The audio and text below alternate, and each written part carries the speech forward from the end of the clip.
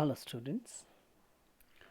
In our earlier lecture we have gone through the lyric type of poetry and we have studied the sonnet as a one of the poetic form, and in this line we have another poetic form, that is elegy.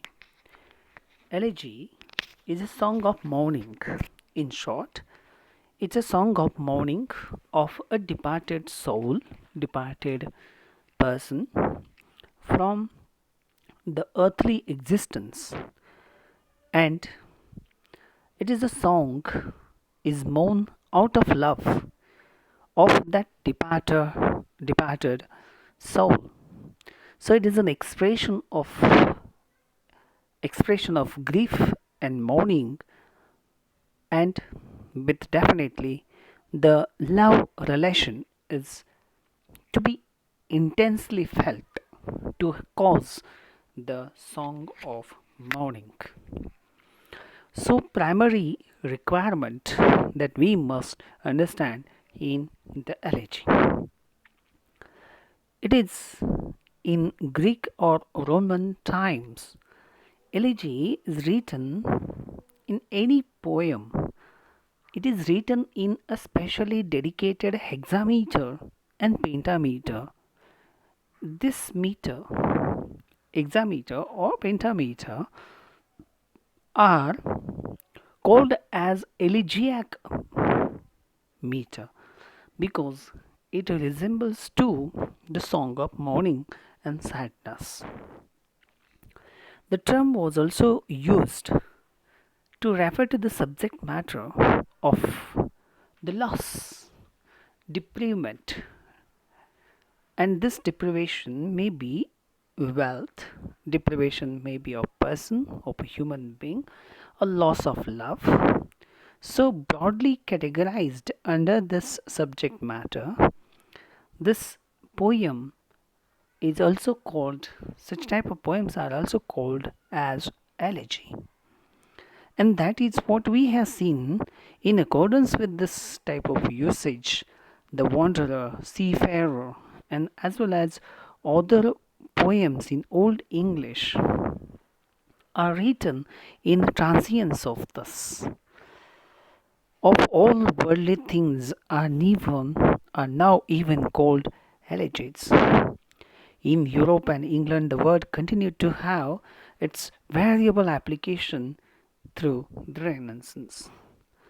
John Donne's elegy, written in a country churchyard, is written in the 16th and early 17th century. Is expression of all that.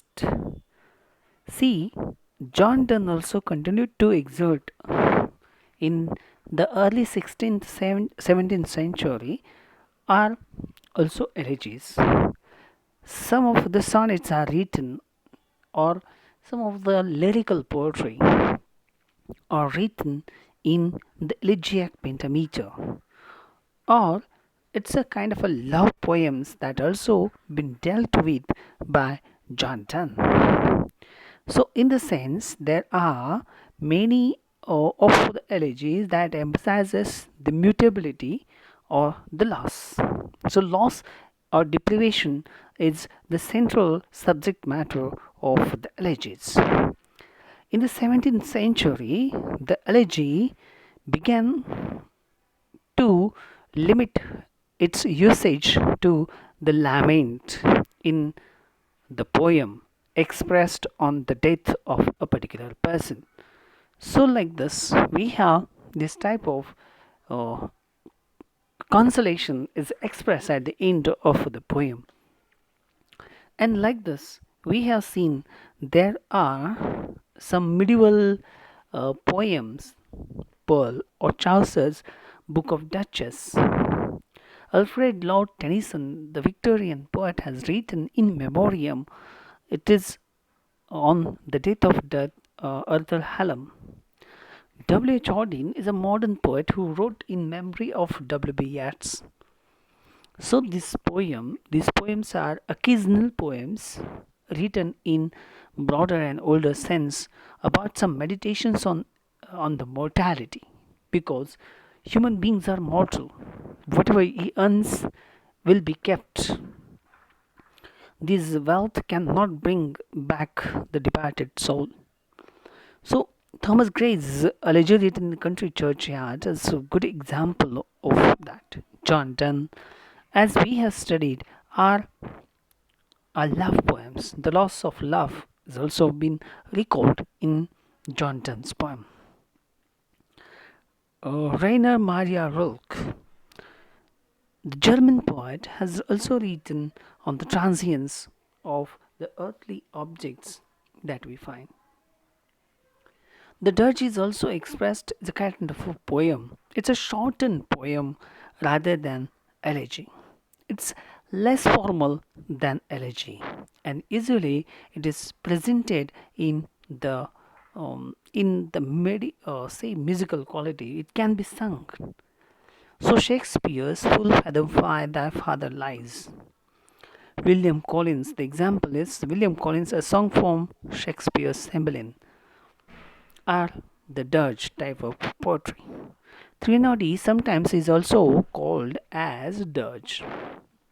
Monody is also one of the type of name that is used for an elegy or dirge.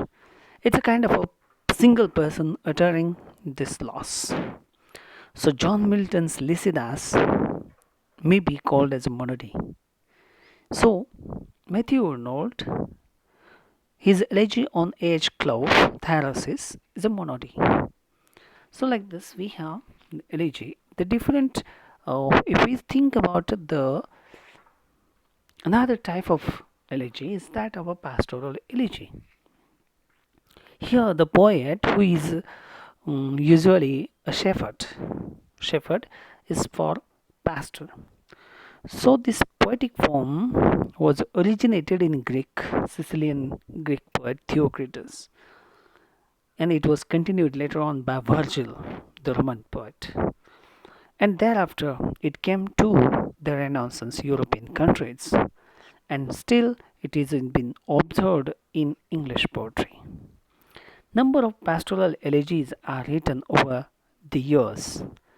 Spenser's Astrophel on the death of Sir Philip Sidney is a prime example of this. Milton's Lycidas is a pastoral elegy. Shelley's Adonais is a pastoral elegy.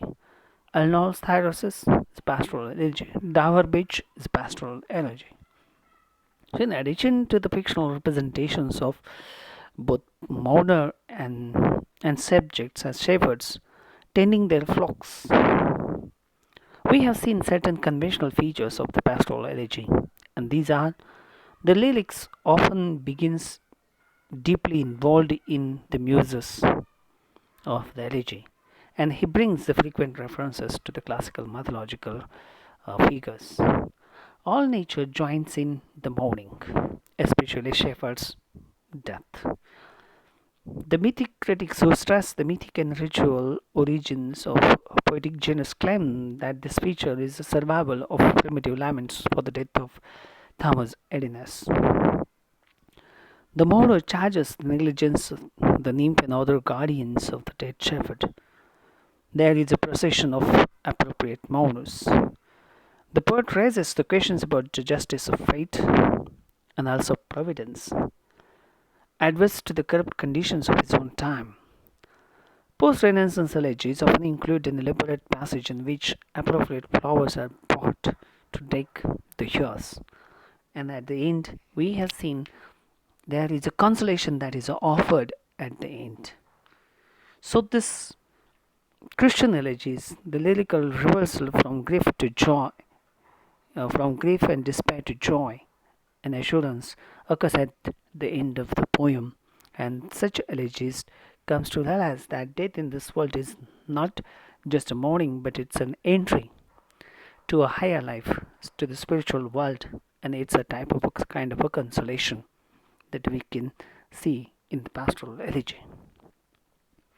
Samuel Johnson, who disapproved this type of in modern poetry, he disapproved pastoralism. He criticized the use of mythology and decried Lycidas for its inherent improbability.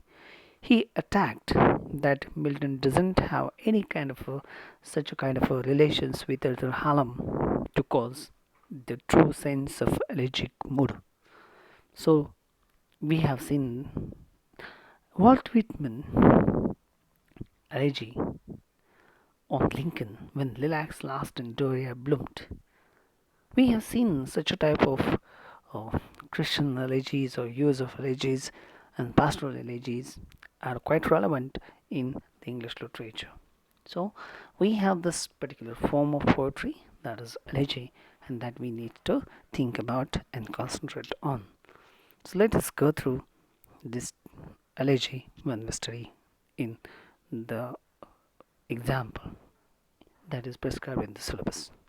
So we'll go through the pastoral elegy or elegy in our next lecture.